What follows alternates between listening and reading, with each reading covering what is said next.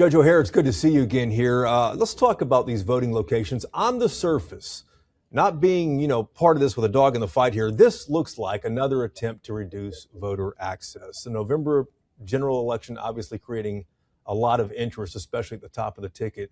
Is that not the case? Is this not reducing voter access? Well, it's good to be here, and thank you for having me on. Absolutely, it's not reducing voter access because despite the narrative that one of our commissioners likes to push, everything's a conspiracy, everything is something somebody's trying to sneak around. At no point did I tell our elections administrator that we wanted to cut our polling locations, that we wanted to cut them certainly by the percentage that he brought to the table.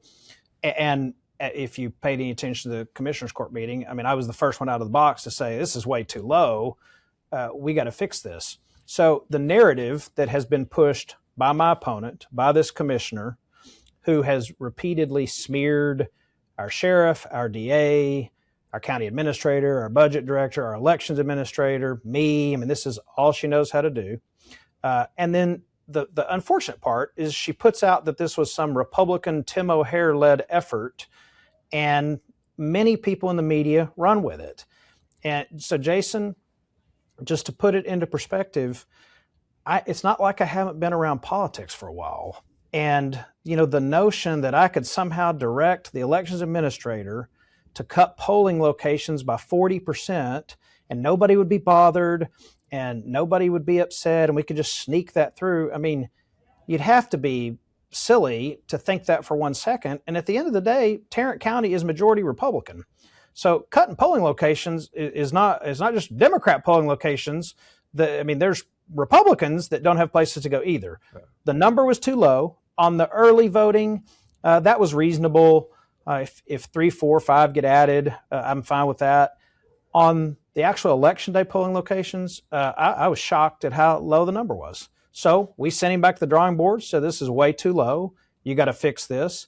And Jason, I can tell you at no point was any Republican going to vote for that. At no point did any Republican try to make that happen. And any assertion to the contrary is just false. Well, and it was unanimous, a rare unanimous vote we saw there. But I guess let me ask you this then. Judge, lay out kind of how all this happened with the elections administrator, Clint Ludwig, proposing these drastic cuts. Of course, the legislature said that counties can reduce the number of voting locations, but did he get any direction from anybody at all to do this, or was this just a proposal he brought to the court? No, I think every single person said, and Jason, I don't get involved in where polling locations should be. I don't go tell him, want one here, don't want one there, put one over here, take this one out. That's their job.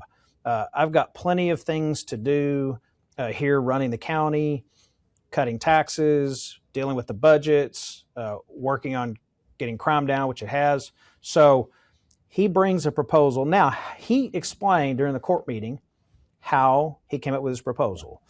And I'm not going to tell you there haven't been issues in the past. There were. So as you well know, every county is divided into 4 precincts. When I first walked in the door, we had one precinct on election day that had 25% more locations than another precinct. That's not fair. Yeah. We also had scenarios where literally we had a polling location across the street from a polling location. And these things cost thousands of dollars to run. So that makes no sense. So what he did, and I applaud the effort to go in and try to come up with a plan that was reasonable and spaced out. He talked about it in court that there was no polling location less than 1,500 feet from a bus stop. There was no polling location that was more than, I think it was 1.5 miles, or I think that was the average, actually, 1.5 miles from one to another. He had a math criteria to come up with it. He just missed the mark on the election day ones. And so our job as members of the court, the judge, commissioners, is when the staff brings us a plan, if it's not a good plan, is to address it. And that's what happened. There was nothing nefarious. He's a good guy. He's a Marine veteran. He's been with the county for many years. And what we want people in these departments to do is bring nonpartisan things to us, not try to look at it from a partisan position. What you have here is what my opponent has done literally for the entire 3.5 years she's been here. She creates controversy, chaos, tries to turn everything into a circus without ever actually offering a plan on anything. And that's what this was. Now, what's the other way to do it? Well, the other way to do it is go to the elections administrator and say, I want this spot, make sure you have this, make sure you have a number. We did the same thing in 2025. He brought locations. We said that's not enough. We added. So I think at this point, he's probably got the message that there's not going to be chopping like what he tried to do, but his criteria and his reasons for doing it, I think were intelligent. I just don't think the number of cuts is appropriate, and that was never going to happen, and it's not going to happen now. We'll reconvene on September 1st. We'll probably have a much more robust plan, and something will get passed. And to be clear, Judge, do you want to see cuts to voting locations? And if so, what's a reasonable number? Yeah, so you'd have to define cuts to voting locations. So primaries always have fewer voting locations than presidential elections. Primary runoffs always have fewer voting locations. So in the 2024 presidential election, the general election, Tarrant County had multiple voting locations on election day that had less than 15 voters show up the entire day. I think there was one that had 9 voters show up the entire day. You also had, historically over here, polling locations, like I said earlier, across the street from polling locations. So do I want to see a polling location across the street from a polling location? Right. No, I think that's a waste of money. I think what people in Tarrant County need to know, Republicans, Democrats, Independents, anyone who's going to vote, there will be plenty of places to vote by the time the process is over. There are 13 days to vote between early voting and election day. The whole mail-in ballot process is 45 days. So I hear the narrative, it's harder and harder to vote. And I would agree it's harder to vote if you're an illegal alien. If you're not an illegal alien, it has never been easier in the state of Texas to vote with the number of days offered and the number of hours the polls are open. Tarrant County has about 900 square miles, and if you have a polling location about every 1 to 2 square miles on average, I think you're doing pretty well. So to directly answer your question, do I want them cut? Well, cut from what number? Well, the last midterm, I think had what? Go ahead. Well, no, you go ahead. No, I guess at the end of the day, I mean, do you want to see a reduction? Would you support a reduction in the number of polling locations in the 2026 midterm general election?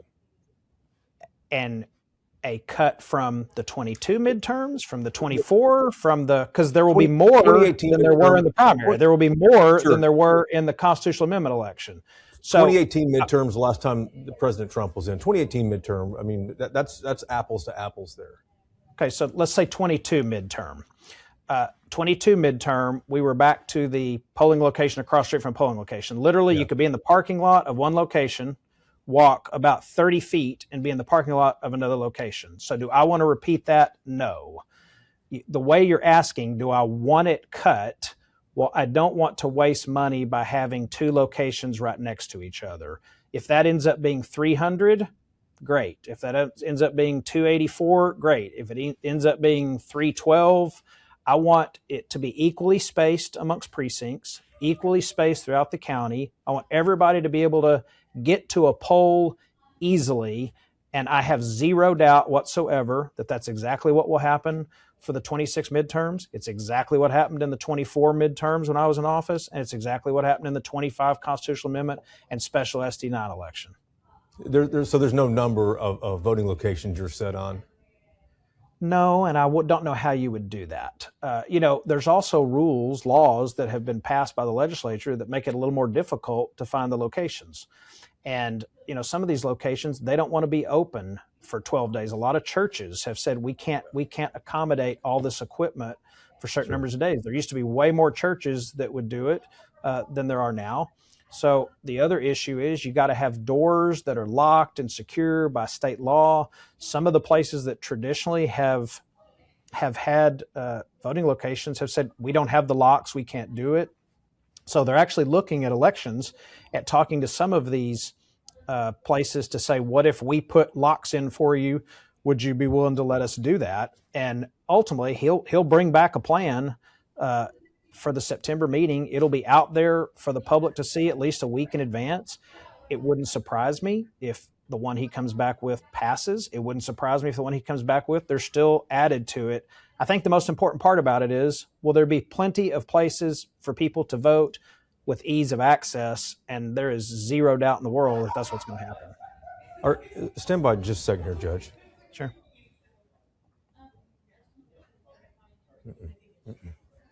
Sorry about that. There's some lunch laughing, hour. Yeah. laughing behind us here. Let me ask you about the opposition to it. Judge, we saw a lot of opposition to it. I think 70 speakers, 69 speaking against this. Are you surprised at that at all? No, because we have a commissioner who tries to turn everything into a circus and tries to create chaos and tries to rile people up. You'd have to ask the question, did that commissioner call anyone to say, are y'all really going to try to pass 176 voting locations? If she had called, anyone asked that, everybody would have said no. This is never let a crisis go to waste, and it's manufacture a crisis one after another. And this is what she does. And anybody can watch a commissioner's court meeting. Anybody can see how she does things. Anybody can see how she puts out social media. Everything's a crisis. Everything's a conspiracy. Everything's a crime. And there's literally no one that she hasn't smeared other than the Democrats. The Democrats in office in Tarrant County, she never says a word about. It's all Republicans. It is as partisan as it gets. And there's no one in Tarrant County fooled by her antics. So even the people that are showing up to talk, many of them know that it's just a ruse to try to drum up support for somebody who's desperate for attention, who has no ideas, who's voted against tax cuts. Hey, Jason, I'll tell you something else while we're at it. Yeah. She repeatedly has press conferences if somebody passes away in the jail. A recent one she claimed was a head injury. It was a medical condition. Wasn't a head injury, totally made up out of thin air. But in her precinct, there are 62 people awaiting trial for murder. One press conference with the family of the victim, not one. If she gets in charge, she's going to put criminals on the streets and she's going to raise taxes. And the amazing thing about it is she doesn't try to hide it. If I'm still here, crime will keep going down and our property taxes will keep being lowered. And there's no county in the state of Texas out of 254 counties that have cut property taxes the way we have during my time as county judge. Yeah, I want to ask you about that in just a moment here. I do want to ask you about one pretty high profile part of the opposition here. You had sheriff's deputies at one point forcibly remove former state representative Lon Burnham because he picked up the microphone, walked around, turned around holding the microphone there. Law enforcement dragged him out, a 73-year-old man. Do you think that was handled appropriately looking back now? So if you're asking me, do I think it's appropriate to maintain decorum and maintain order in the courtroom? 100% I do. So we have two choices. We can maintain order, we can have decorum, we can have decency, or we can have chaos. And what they come try to do in commissioner's court every single meeting is create chaos. But so, I mean, you know I who don't Lon know a Burnham single is. courtroom. Was that handled? You know who Lon Burnham is, though.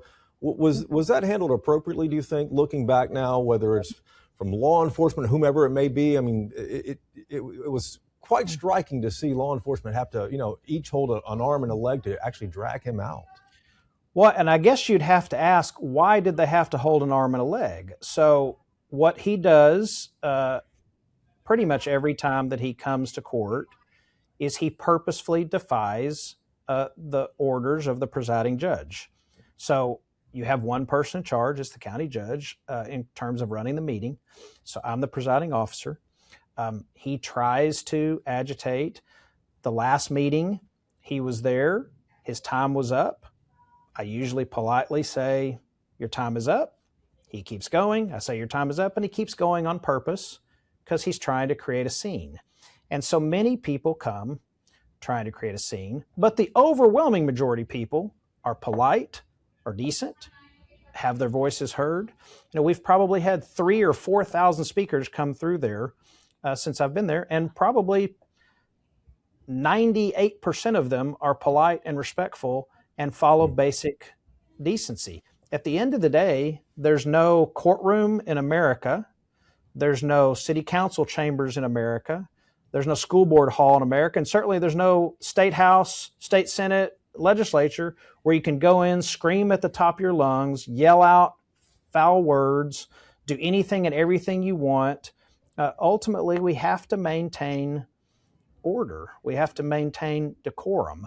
And the number of people that have reached out to me to say, I know it's difficult.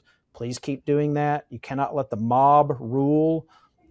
Do I believe the right way to do things is to maintain order and have civility? Absolutely, because there's lots of people that would like to come down that won't anymore. There's lots of staff members that would like to be in the room that don't want to be there because of the way things go. But you asked, taking him out, well, why did they take him out that way? The reason they took him out that way is because when they went up to gently say, please remove, they're not grabbing him, they're not yanking him, and then he drops to the floor.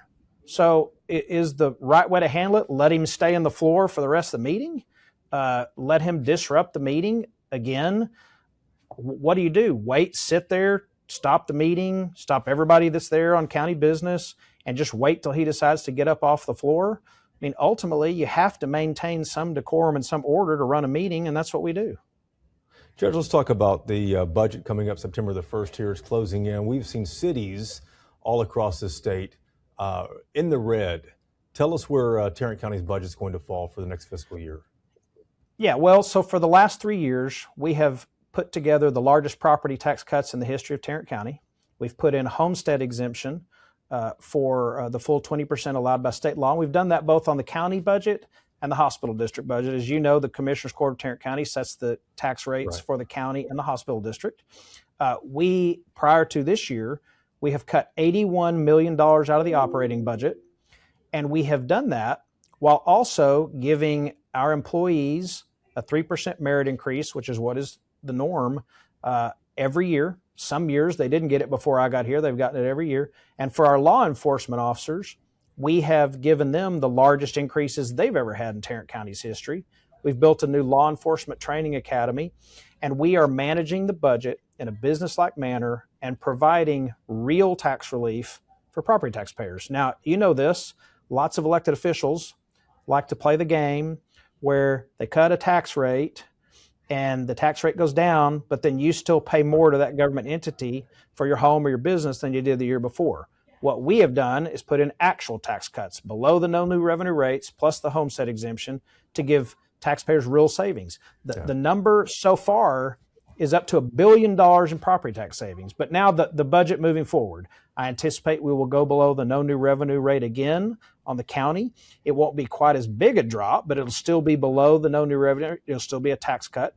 And on the hospital district, we'll go farther below the no new revenue rate. It'll still be a tax cut. And not one patient in the last 3 years, and including the year that will come, is going to not be seen at the hospital district. We're managing it in a professional, business-like manner because we understand it's other people's money, and we're still providing the same services while rewarding our hardworking employees and making sure we have the top sheriff's department and law enforcement personnel in the state of Texas.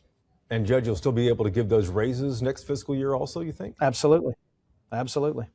Judge, good to see you. I appreciate the time as always, sir. Yes. Thanks for having me on.